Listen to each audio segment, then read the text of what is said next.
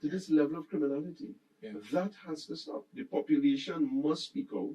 We must be saying, no, this is enough. Enough is enough. This is enough. We cannot continue like this. So if we start Senior Super Alexander talked about the youth. In our the constituency of St. Joseph, Aranguez St. Joseph, from Summer Hill to Orange Grove, Aranguez to my tower. Have you ever been to my tower? Of course. I know Chris and all them guys up there, man. So call it them. With one word, they are all talking. What are the opportunities for the youth? Yeah.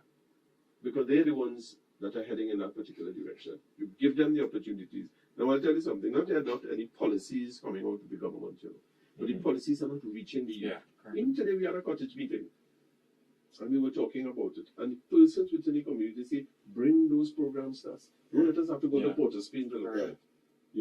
They could, so there's a desire to get out of it. Point. Because one of the problems, I hear from the youth, because I myself, have a little community background with the steel pan and football in my area. And, when you tell a youth about a program, and, uncle, what thing I had to do? I had to go through this thing. I never told that now. Make it easier. So I'll tell you what we did. My tower, don't have a football field. We went up there, the community said, we want to get involved in something. We say we sponsor in a small goal. You know what teams came up? 22 teams from my tower, playing in the road, lights on the road. And they run it for 4 days. And for the first time in 4 or 5 years, the community came alive. They came alive in the night. They were not fighting in their house. They came out, they said, let me go kick some ball, let me watch, let me lime, somebody making a little food. At the top of the hill, action like that. So in other words, community started to bubble. In other words, the UNC plan is to be a government to meet the people where they are. And we have been doing it even before we get into power. Let me just go in on what my colleague is saying. Many youths in my area also, they want an opportunity. Some of them, they are not computer literate. And as a result of that, they often have issues. If there's a course on the computer or a course online, how can they gain access to it if they cannot use the computer? And all these things, we need to really reach out to them. These persons are asking for help. We know what we did. Some of us prefer to give them $1 or $2 or $3. Which only assist them for a day or two, and we are ignoring the fact that they are asking for help. But people think when they ask for help, they're asking for that kind of help. Let's help them to be better citizens. How would you think? That's a good point Alexander made, because far too long you give youths handouts. We should be giving them a hand up. We should be creating sustainable employment for young people. It's not that after every election you just give them something small, go and vote for this party. That must stop. You must give them sustainable jobs. You would not believe the talent we have in this country. We have the best musicians, singers, craftsmen. Not everybody would want to be a lawyer or police. But you have other areas. But you have other areas in which we could put young people in. And we can showcase this to the world. Trinidad and Tobago was once on the world stage in the Caribbean. Now we have been placed at the back of the class. Someone took us down. We are at the back of the class. We should be at the front of the class. But just to jump in there quick, the eat a food mentality was created by governments in the past, right? We don't have to call names. We know who ruled the country for most of. And I think that have never stopped. It just keep continuing. So we have a generation of young people who basically just want to eat our food. So I'm sure you heard about 500 in New Jersey and all these things. I saw this with my own eyes. And I was like, we have been having reports. But we see the consequences of that now. 5,000 murders, you said it yourself. If we had put these idle hands doing productive activities, Alexander, he would have still been in the police, He would have stayed. His challenge there supersedes him because of government policy. I think he's going to lock up he boss boy. So that would scare you. Imagine he's a commissioner. That was the issue really. And they lock you up, boy. That is scare you? No. All right. The institution call it Trinidad and Tobago Police Service. It's a beautiful place. You know? Mm-hmm. It could be beautiful, and it could have a relationship with members of the public, second to none. You know? Yeah. Because we have seen it through community police programs and all of these things, right? You know, and people don't realize that everything they call on the police for. Yeah. Problems in school, the police. Problems here, they call the police. Problems there, they call the police, right? But they don't treat the officers with the kind of love and respect That's they within deserve. the service you're talking about. Yeah, that's within the service. Not just within, but remember, you have a boss, and your boss have a boss. If you want us to love you, and love the people that we serve, give them the equipment, the tools that they need. And when you give them the tools that they need, and don't give them no outdated thing. Technology has caused law enforcement worldwide to be almost perfect, you know. But then and only then, I can see us holding people fully accountable for what is happening in the country. Sounds good, because that incident that you talked about, that senior student and the fellow may have been scared. And I ran from.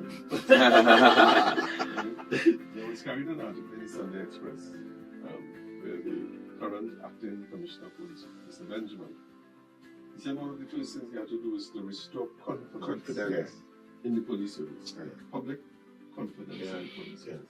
Another very important thing he said, and it was in line with what we were talking about. He said more and more youth were running guns. Yeah. And the police appear to be powerless to stop it. Yeah.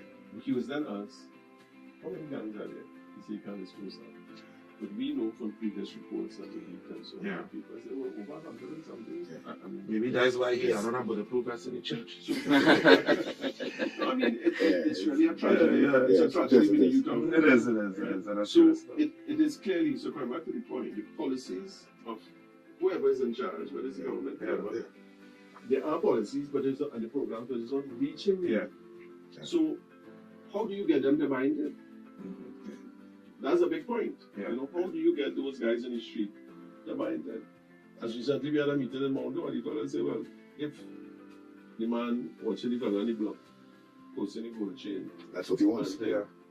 Why you want to go on the trade? You can do that, right? So when you break that cycle, it's something that is a challenge that we will have to face with. I must say, great point by each one of you all. I know to see you all warming up and, you know, we're ready to talk. You know what, Pastor? Let me just tell you what, Pastors.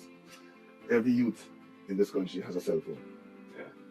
But yet we find it difficult to give information. It's amazing, isn't it? Great point, I must say.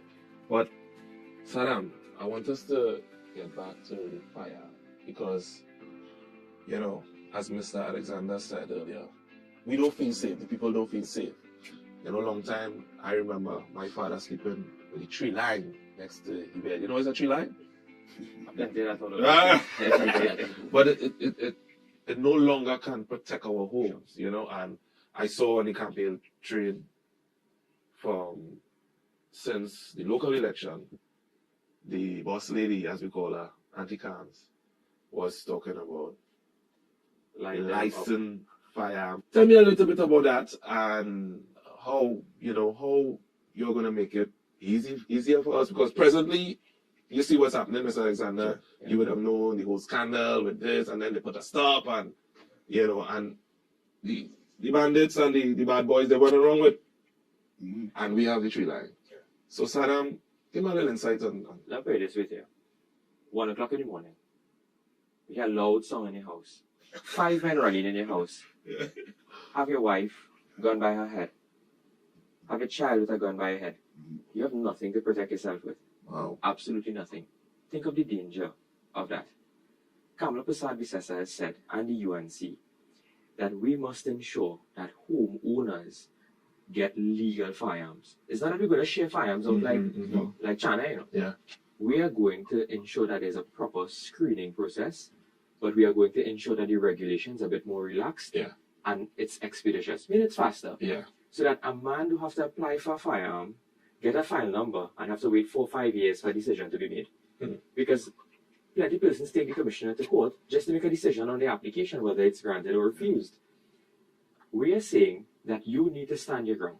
You need to protect your families. So when the UNC wins, homeowners will also win because they will have firearms to protect themselves, their families, and their businesses. And Dev could tell you about the entire application process that happens now in terms of getting a firearm. It's too cumbersome, right? It has to go through too many layers, and it's too much at the women fancy of certain officers, right? So part of the plan to modernize the application is to have it online. We're making an online application. You're going to make it simpler.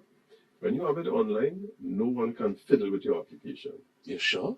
Yes, it's online. You have a time when it's sent in, right? It's going into a particular process, right? So you cannot now come and say, well, I lost the file. When you go in the file at the commission office, you have a whole shelf in the back there, and the whole shelf is a firearm application, right? And then you could pull a file from below instead of the one on top. Put it, make it transparent, make it accountable, make it available to citizens who need it. Mind you, not everyone has a right to own a firearm, but you have a right to defend yourself. In your right to defend yourself, every citizen who fulfills the requirements must make the application, make it online. We're making it speedy, we're making it transparent, and we're making it accountable.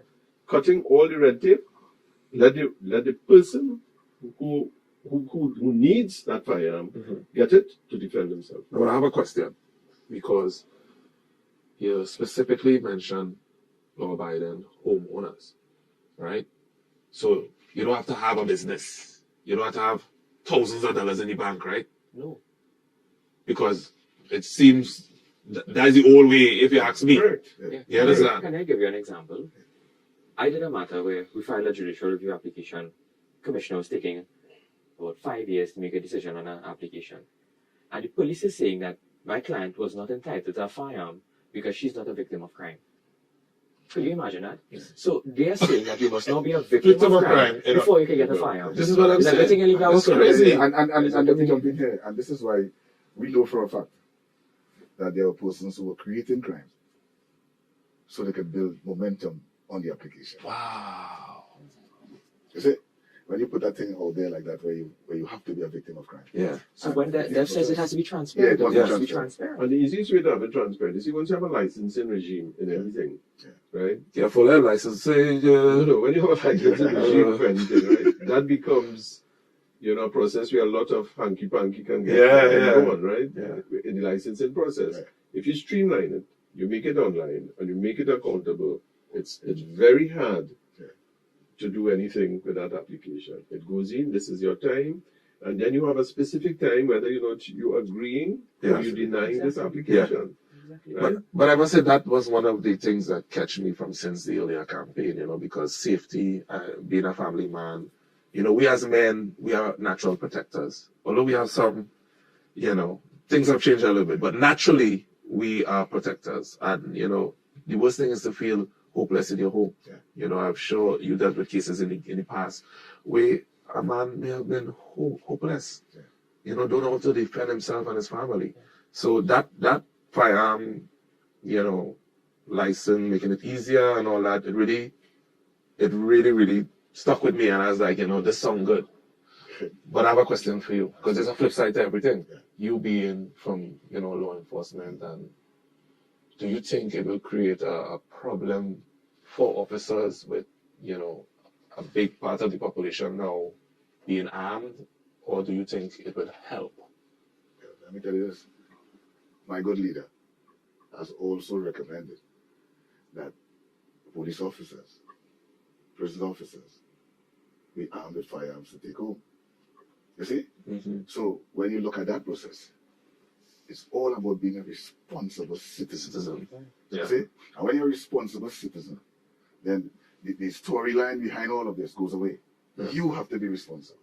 It's your responsibility to take care of your citizen. It's your responsibility, just like my colleague said, to defend yourself. Yeah? But it mustn't be done in such a way that it cannot. Your actions must be justified. You see? I understand, but do you think it will pose a risk for officers now that the average traffic stop, the person will be armed? Right. And this is why everything we do, my colleagues will issue guidelines for firearm owners. To have a better understanding of when, why, and how we treated it. Sorry. Right. But let me just also say this before I go. You going? You take I don't know. But then let me shoot this at you. Yeah. Oh, you go shoot me? Yeah. Yeah. It's the risk to have the civilian population armed with AR-15. Oh. See the come back? Yeah. Yeah. Yeah, and well. No, I was just saying, I think the stats show that people with legal firearms, crimes are not really committed with people with legal firearms. Like that. I think it's very rare. Comparison to illegal firearms. Yeah. So the question is, if you're into crime fighting, where is illegal firearms coming from? Yeah. In a small country, we can't find out. Seriously. As I say, find out. But let me just one point I want to make here. The fact that you arm the population, law-abiding citizens, criminals will think twice to go in a man's house now. Yes. They will think twice. Yeah. So when they want to impersonate police officers or they want to come in your house 1 o'clock in the morning for your money and you to kill your family or whatever, but they have in the back of your mind, hey, this man have a gun inside there, you know. Yeah. That's a deterrent, you know, Yeah. for criminals. Yeah. And that's the point Dev is making too. Yeah. That you have to ensure that we fight back against the criminals. Mm-hmm. If they know you have a tree line, they come in by you. They you know. come in, they But if come they know in. you have a firearm, they're thinking twice. Yes. Alexander, we have an issue with this country.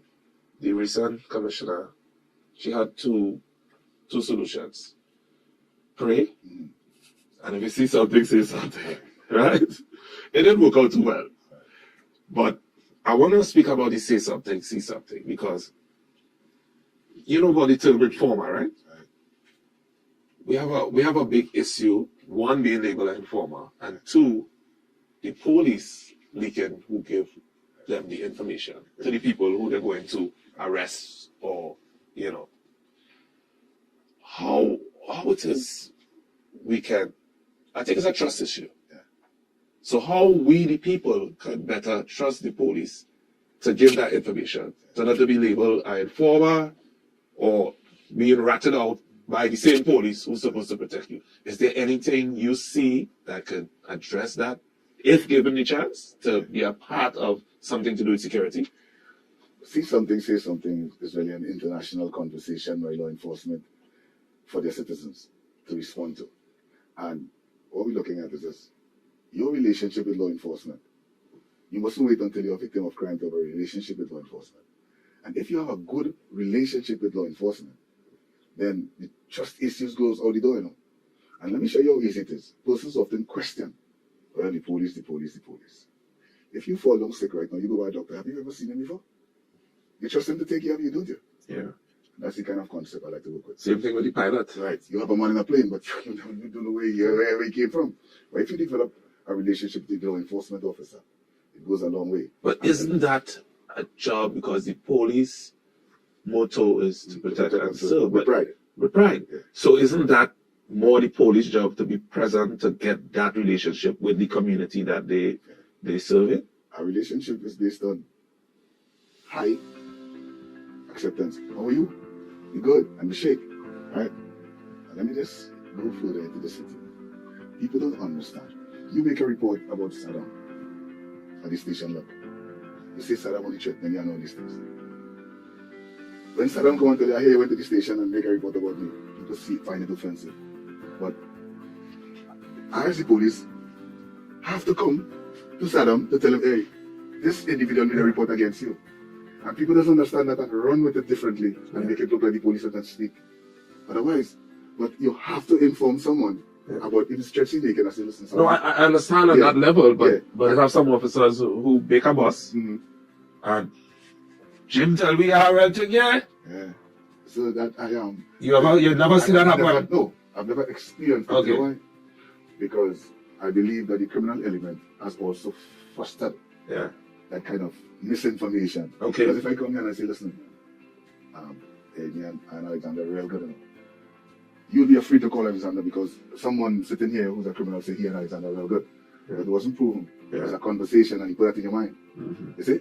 And that is why sometimes people are afraid to come to law enforcement. But remember this, you saw what Sesame Street? Yeah, I think The whole thing that remained for years of Sesame Street is that a police officer is a person in the neighborhood. Remember that song? Yes. It's a person that you meet when you're walking down the street. He's a person that you meet each day.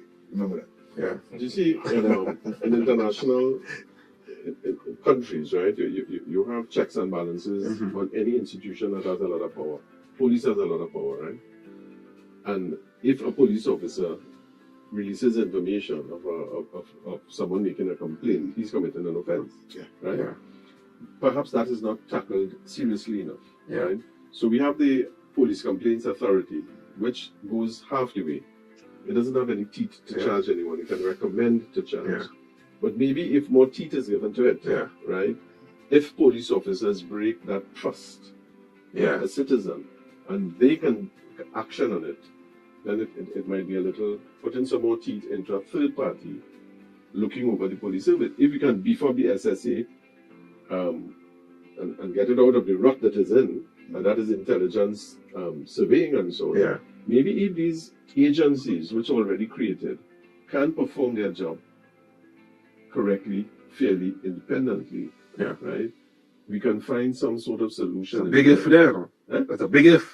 Well, I mean, things change and evolve. If it go bad, you fix it and you strengthen it, right? Yeah. So we have the institutions. You don't break down all the institutions. You strengthen it and add powers and teeth to it to do the job, And just to take off from point that Roger made, you ask about say something, say something. Yeah.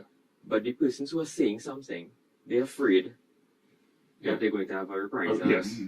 We must clothe that person with protection. You must offer protection to that person.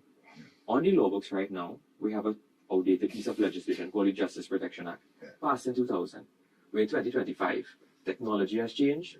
The criminal enterprise has changed. The paradigm has shifted with the way they conduct their business. It's a well-oiled criminal machinery out there. So we now have to ensure that in order to prosecute this offender, that we protect the man who's giving evidence against him. Stick up in. We borrowed on witness protection there. Yeah. So that same new idea or new law, if given the chance, could cover that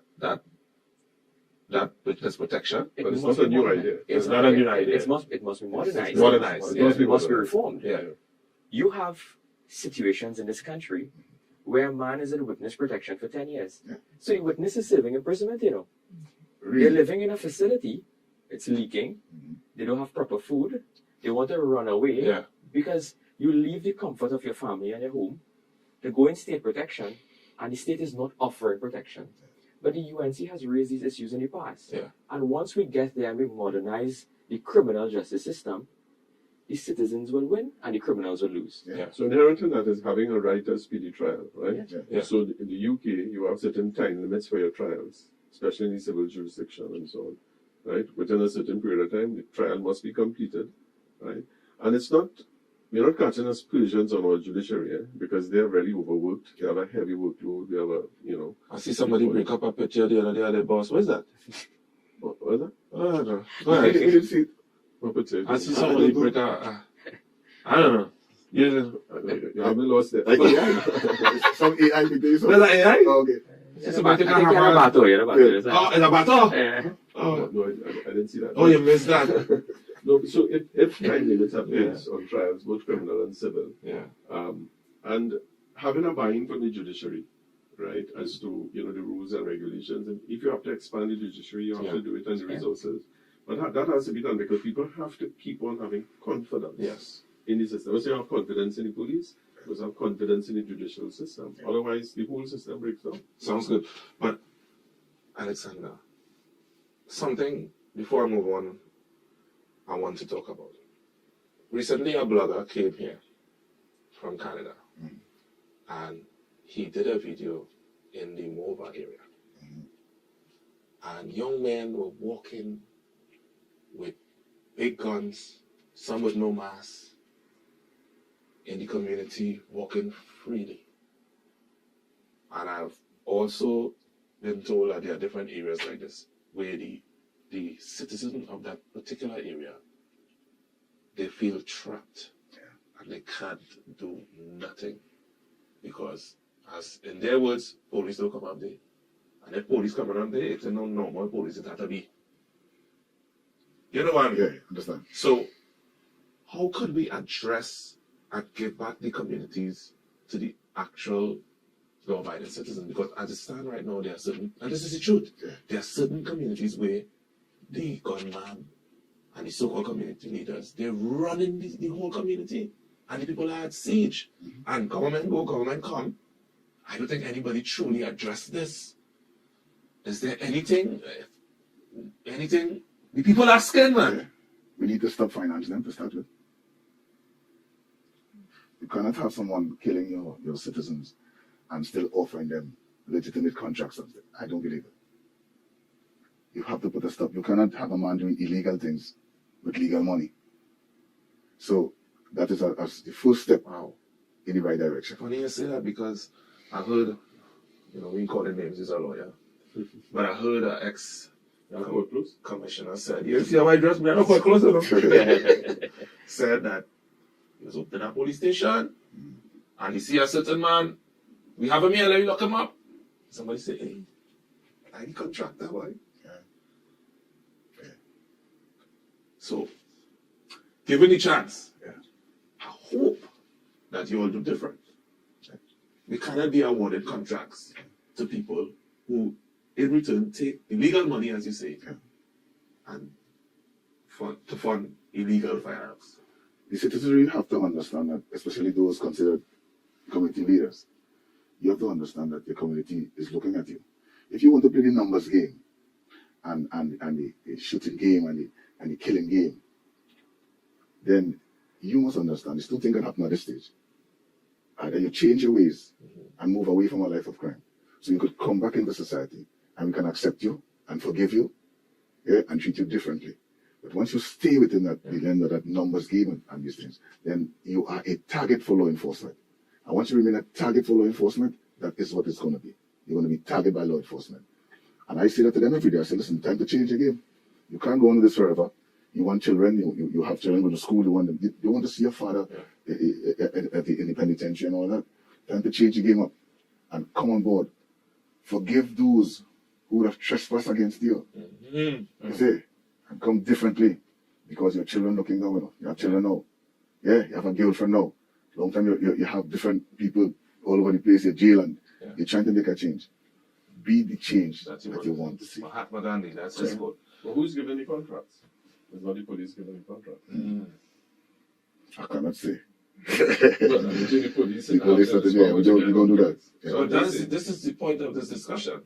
So that you all will understand that whoever giving the contracts need to stop giving it to criminals.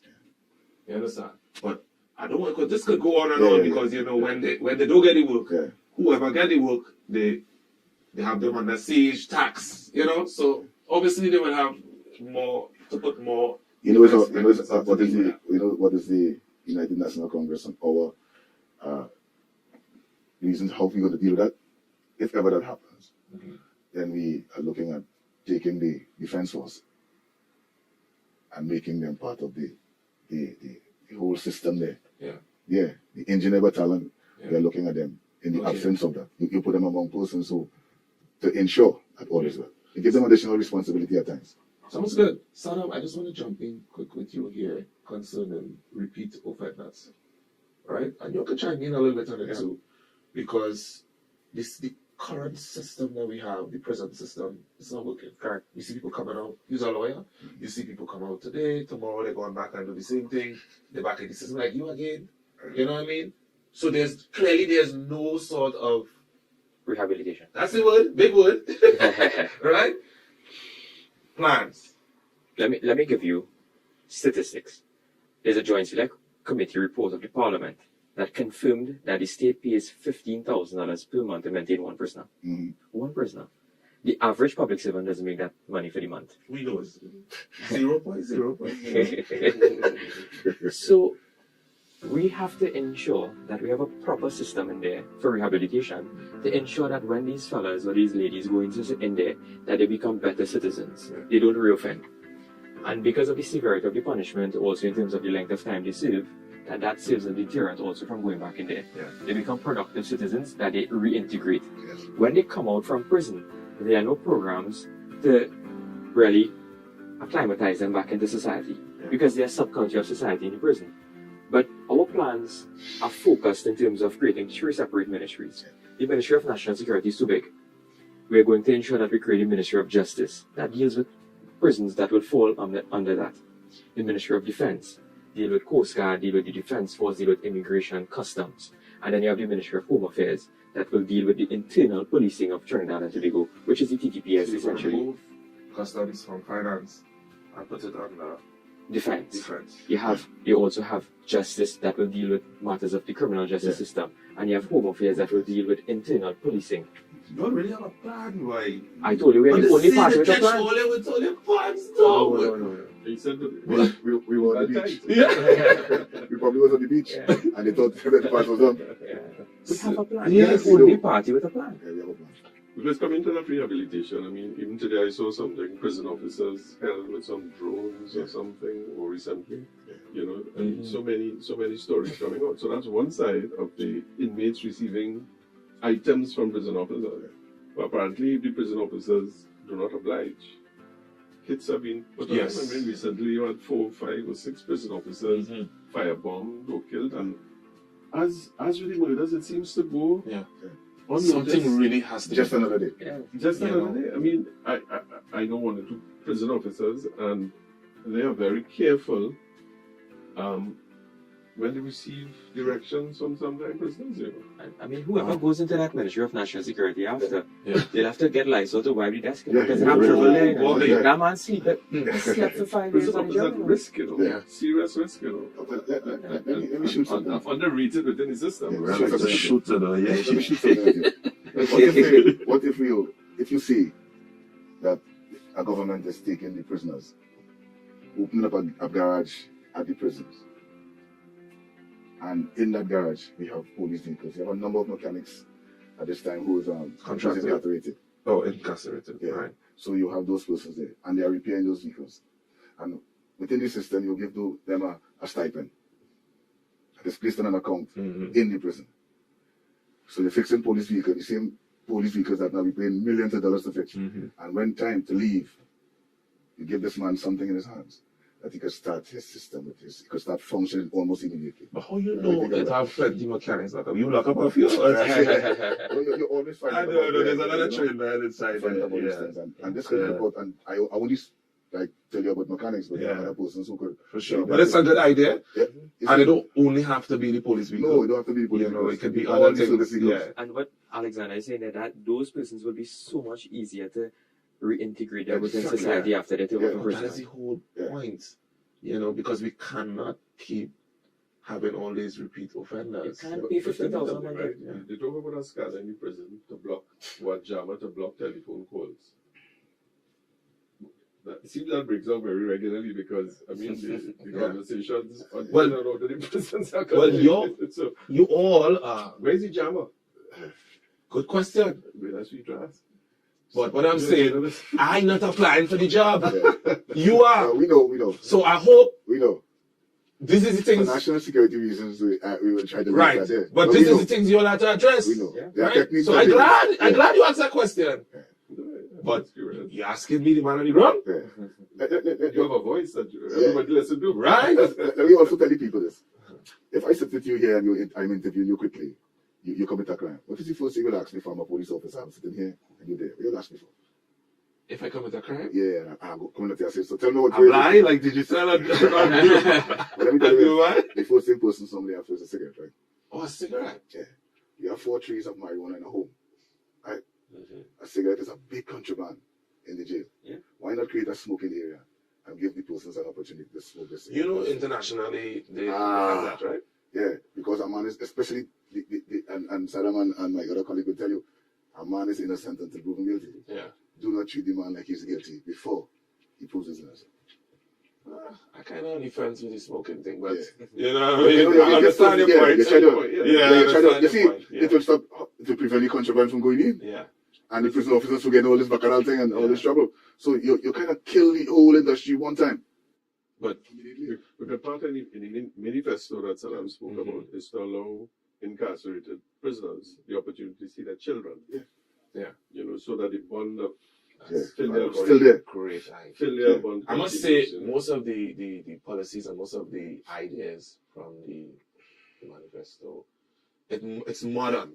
Yeah. You know, I can tell that you all had some young people on board. What is important, it can be implemented almost Immediately. Yeah. Almost immediately. But before we close up on this topic, sorry to cut you, but we have to address also the issue. Well, maybe not you guys feel, but we have to address the issue of the officer himself, like the prison officer, the police officer, being in a song mind one, but being well compensated, so that they don't have to resort to bringing in contraband and all these different things. So that is something, you know, I think. Some of the other things is to create minor detention centers, so you have for the less serious offenders to move them out of that. You're not putting violent offenders and non-violent. Listen, I'm a victim of that. So you're not going to school yet. Yeah. I was 15 years driving, taking my little chance. No license. I was big now, you know. Right. E999, boy. Take you? Boy, they take me, boy. Chase. I stop a frightened. Sure. I thought, I say, well, boy, it's a traffic offense. Yeah. And they put you among other What? Nibdek was the court. Downstairs, 3 cell on each side. I and they were seasoned criminals. Right. So that's the point. So if you have the minor offenders and you have smaller detention centers to separate them. Imagine I as a teenager in a holding cell downstairs at court with seasoned criminals. That was crazy. What do you know about border security? Last question, real quick. I interview you know. Tell me. Poor. I I hope you all have a plan for that. You want to hear? Nah. Sure. Save some.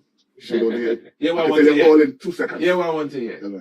I want to hear why the people from your constituency should give you that support come 28. I, Roger Alexander, have seen it all. I've been through it all. I know what is required, when it is required, how it is required, why it is required. Yeah. Both at the youth level, and at the senior level. Mm-hmm. I know what could make this change. I know what is required to bring about this change. I know who you have to talk to. I know where you have to go. You see? To bring about that change. Because the change is necessary. Because I want not just you and you and you. Yeah. As UNC supporters, if you are, to win. But I want everybody to win. You also the blacklist? Yeah, I saw it. I might know a lot of people too. You understand what I'm saying? I want the constituency of Tunapuna to win. I want Tran to be able to win. When you get time to watch Netflix? That was before. Same question, Mr. Maharaj. Why you? You know, why tell the people? Because, you know, your constituency, sometimes they switch up. Why they should give you the nudge? Well, this time they switch into UNC, my brother. I like that. I like that. As I walk on the ground, as I've indicated, more and more people are coming out. And they have one thing on their mind. They say, Chief, we need that change. We want that change. We want to try something new. People are feeling a sense of being stifled, stultified, their ambitions are not being realized. You know, their children, we have a brain drain in certain areas. If you take a drive-through vaccine, for example, first, which are upper middle class, you know, if you see the amount of homes that are shuttered, grass growing, people have abandoned, and when you ask, when their children leave, they say, "Look, Mama, we want to bring back hope to this place. We want to bring back Trinidad, a place of hope where people can realize their dreams and live freely, live happily, live productively. Our policies will carry us in that direction. Vote for Devesh, Maharaj." And that was a bit. Saddam. Yes. Man, in court, you're on the ground, watch you walking, all the ladies, you know. You married by chance? Not yet. Not yet, because the ladies are watching the videos and the ladies were asked Saddam, pull up. I know the older ladies, they're checking you out too. I'm watching you. But Saddam is the man. Saddam, why? Why they should give me that chance again? You work, you deserve it. The people want to know. Tried, tested, proven. I like that. When Saddam wins, Barter is our win. I understand the issues of the people. I stayed with them for the last 5 years. I understand what we have to get done. I've lobbied government. They did not assist. I know when Kamala Prasad sits there, she will ensure that resources are mobilized for Barter Sawa, Tunapuna, and Aranga St. Joseph. When UNC wins, Everybody. Who wins? Everybody. Everybody wins. I like that. Yeah. I like that. With that, we will close with that. We'll close with that. Give you a chance to stand up on the podium. Yes. Yes. Because you know why? You win. Yes. I want to thank you guys for, showing up. Yeah. I'm just a common man.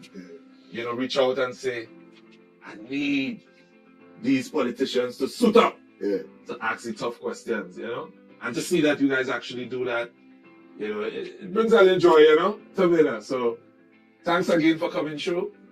This was Suit Up. I hope the people get a better insight of the person who vying for the position for their constituency. I hope the people get a better insight on you guys and understand some of the policies the plans that the UNC government have. But just remember, you don't have the job yet, right? You're vying for the job. So I'm wishing you guys all the best. You have it somewhat, right? But both of you all, So remember, it's the people. Remember. You lose the code. Yeah. I want to thank you for the opportunity. Yeah. Myself and my colleagues. Yes. So I appreciate it. Much appreciated. Devesh, and I know he's convinced we Yeah. voted for.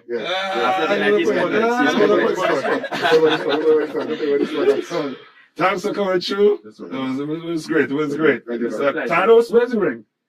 All right, nice. Saddam. Absolutely. Yes, and I hope, with all those ladies, I hope they get you soon, man. Thank you very much. All right.